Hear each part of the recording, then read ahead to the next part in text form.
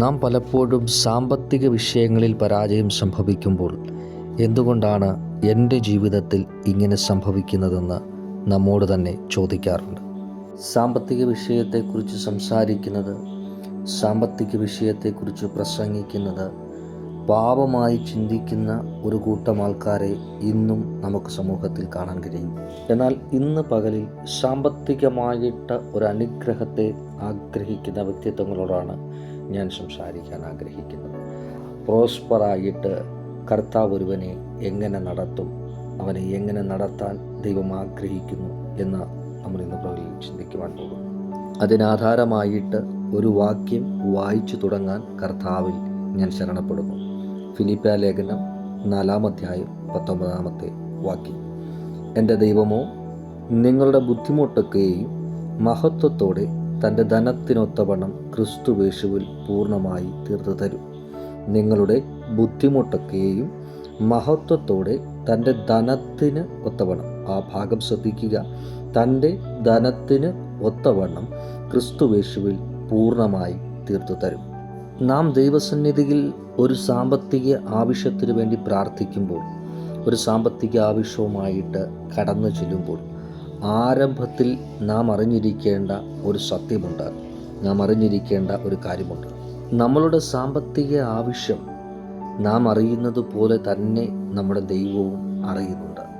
ഒന്നും കൂടെ അല്പം ഡീപ്പായിട്ട് പറഞ്ഞു കഴിഞ്ഞാൽ, നമ്മുടെ ആവശ്യങ്ങളൊക്കെയും നാം ദൈവസന്നിധിയിൽ പറയുന്നതിന് മുൻപേ തന്നെ അവയെല്ലാം നമ്മുടെ ദൈവം അറിയുന്നുണ്ട്.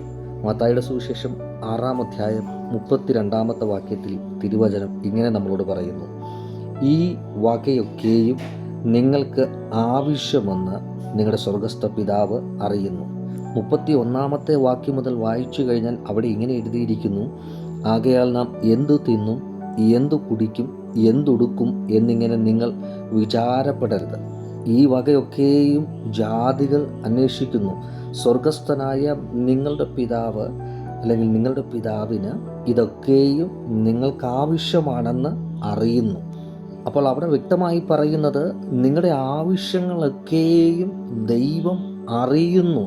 നിങ്ങൾ, അല്ലെങ്കിൽ നമ്മൾ ചോദിക്കുന്നതിന് മുൻപേ തന്നെ നാം എന്താവശ്യത്തിന് മുൻപായിരിക്കുന്നുവോ, അതിപ്പോൾ പണമാണെങ്കിലും പാർപ്പിടമാണെങ്കിലും മറ്റു വഴികളാണെങ്കിലും എന്താണെങ്കിൽ തന്നെയും നാം ചോദിക്കുന്നതിന് മുൻപേ തന്നെ നമ്മുടെ ദൈവം നമ്മുടെ ആവശ്യങ്ങളെ അറിയുന്ന ദൈവമാണ്. അപ്പോൾ ക്രിസ്തുവിൻ്റെ സഹോദരങ്ങളെ, നമ്മുടെ ആവശ്യങ്ങളെ അറിയുന്ന ദൈവം നമ്മുടെ ആവശ്യങ്ങളെ അറിഞ്ഞിട്ട് അടങ്ങിയിരിക്കുമെന്നാണോ നാം ചിന്തിക്കുന്നത്? ഒരിക്കലുമല്ല.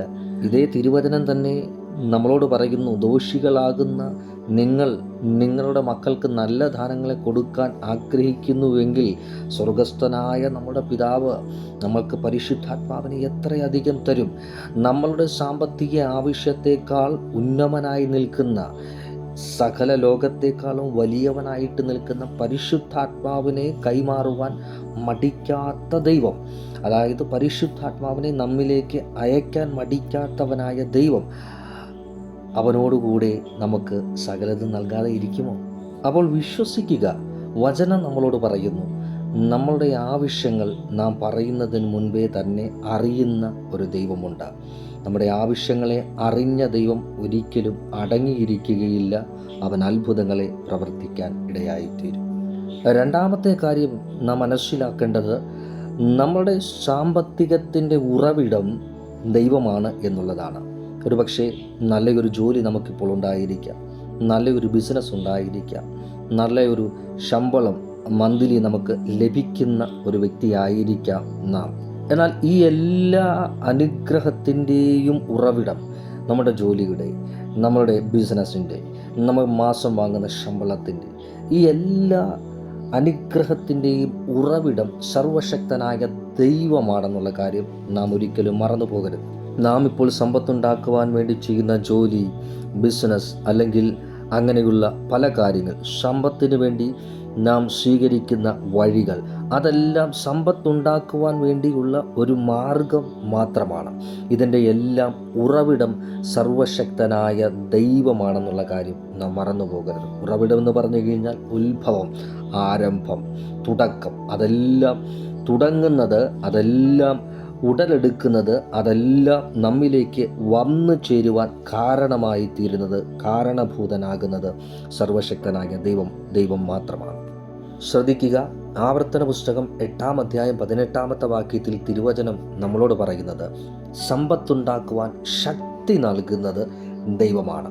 അപ്പം ദൈവം സമ്പത്തുണ്ടാക്കുവാൻ ശക്തി നൽകിയിട്ടൊരിക്കലും സമ്പത്തിനെ ശാപമായി കണക്കാക്കുകയില്ല. കാരണം അത് ശാപമാണെങ്കിൽ ഒരിക്കലും അതുണ്ടാക്കുവാൻ സർവശക്തനായ ദൈവം ശക്തി നൽകുകയില്ല.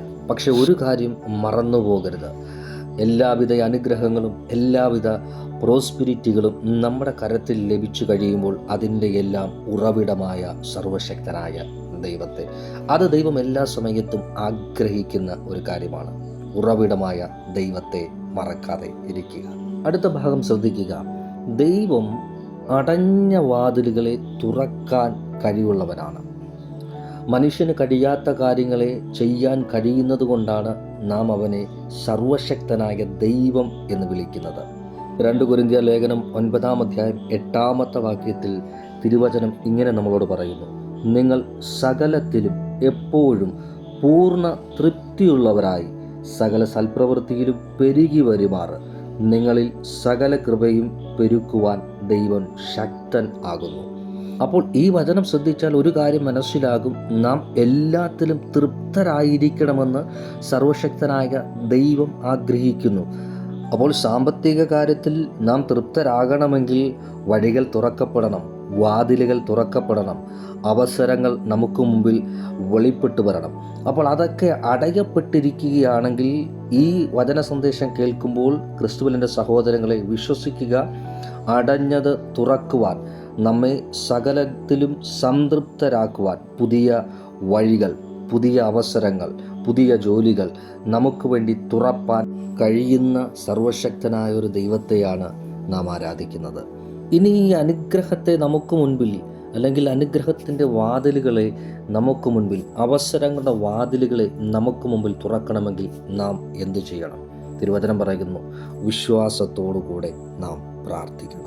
അതെ, ഫിലിപ്പിയ ലേഖനം 4-ാം അധ്യായം 6-ാമത്തെ വാക്യത്തിൽ തിരുവചനം നമ്മളോട് പറയുന്നു, ഒന്നിനെക്കുറിച്ചും വിചാരപ്പെടരുത്, എല്ലാറ്റിനും പ്രാർത്ഥനയാലും അപേക്ഷയാലും നിങ്ങളുടെ ആവശ്യങ്ങൾ സ്തോത്രത്തോടുകൂടെ ദൈവത്തോട് അറിയിക്കുകയത്രേ വേണ്ടത്.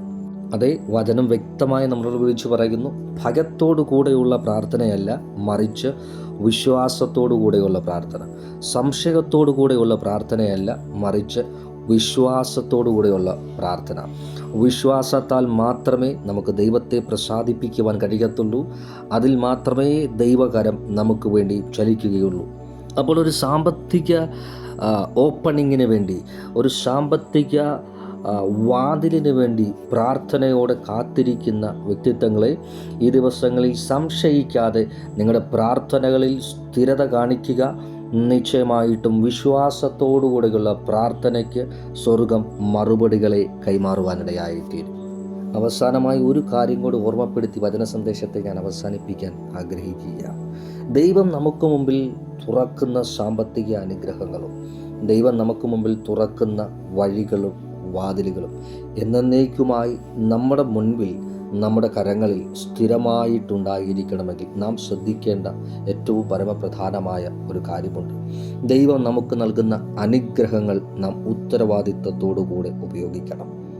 അതെ, മത്തായിയുടെ സുവിശേഷം 25-ാം അധ്യായം 23-ാമത്തെ വാക്യത്തിൽ തിരുവചനം ഇങ്ങനെ പറയുന്നു, അതിന് യജമാനൻ, നന്ന് നല്ലവനും വിശ്വസ്തനുമായ ദാസനെ, നീ അല്പത്തിൽ വിശ്വസ്തനായിരുന്നു, ഞാൻ നിന്നെ അധികത്തിൽ വിചാരകനാക്കും. അതായത് 5 താലന്ത് ലഭിച്ചവനും 2 താലന്ത് ലഭിച്ചവനും യജമാനൻ്റെ അഭാവത്തിൽ ആ താലന്ത് വ്യാപാരം ചെയ്ത് വർദ്ധിപ്പിക്കാനിടയായി. അവർ അതിനുമേൽ ഉത്തരവാദിത്വം ഉള്ളവരായിരുന്നു. ദൈവം നമുക്ക് മുൻപിൽ ഒരു വഴിയോ ഒരു വാതിലോ ഒരു സാമ്പത്തിക നന്മയോ തുറന്നു കഴിഞ്ഞാൽ നാം എല്ലാ സമയത്തും ദൈവസന്നിധിയിൽ അതിന് അക്കൗണ്ടബിളാണ്.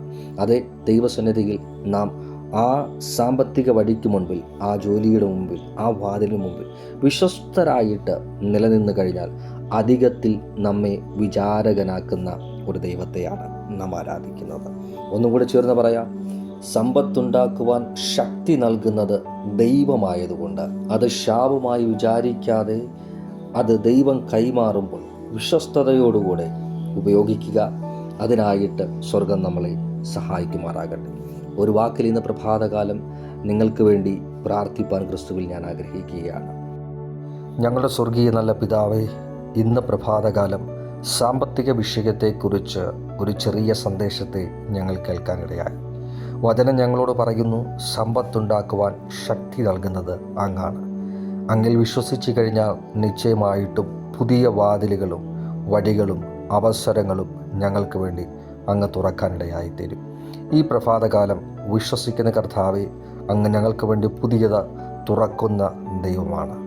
പുതിയ അവസരങ്ങൾ, പുതിയ വഴികൾ, പുതിയ വാതിലുകൾ ഈ പ്രഭാതകാലം വിശ്വാസത്തോടുകൂടെ ഈ വചന സന്ദേശം കേട്ടവരുടെ ജീവിതത്തിൽ സ്വർഗം തുറന്നു തരുന്നതിനായി, തുറന്ന് കൊടുക്കുന്നതിനായി നന്ദി പറയുന്നു. ഇവർക്കിതൊരു അനുഗ്രഹമായി തീരട്ടെ. അവരുടെ ജീവിതത്തിൽ വഴികളും വാതിലുകളും അവരുടെ ജീവിതത്തെ മാറ്റുന്ന രീതിയിൽ, അവരുടെ ജീവിതത്തെ തിരിക്കുന്ന രീതിയിൽ സ്വർഗം തുറക്കുന്നതിനായി സ്തോത്രം ചെയ്യുന്നു. സ്വർഗം അങ്ങനെ ചെയ്യും, ക്രിസ്തേശുവിൻ്റെ നാമത്തിൽ തന്നെ. ആമേൻ, ആമേൻ, ആമേൻ. ഈ വചന സന്ദേശം നിങ്ങൾക്ക് അനുഗ്രഹമായെങ്കിൽ സാമ്പത്തികമായി ബുദ്ധിമുട്ട് അനുഭവിക്കുന്നവർക്ക് ഈ വചന സന്ദേശം ഷെയർ ചെയ്യാൻ മറക്കരുത്. കർത്താവ് നിങ്ങളെ സഹായിക്കട്ടെ. മാറാനാഥ നമ്മുടെ കർത്താവ് വേഗം വരുവാൻ പോകുന്നു. God bless you all.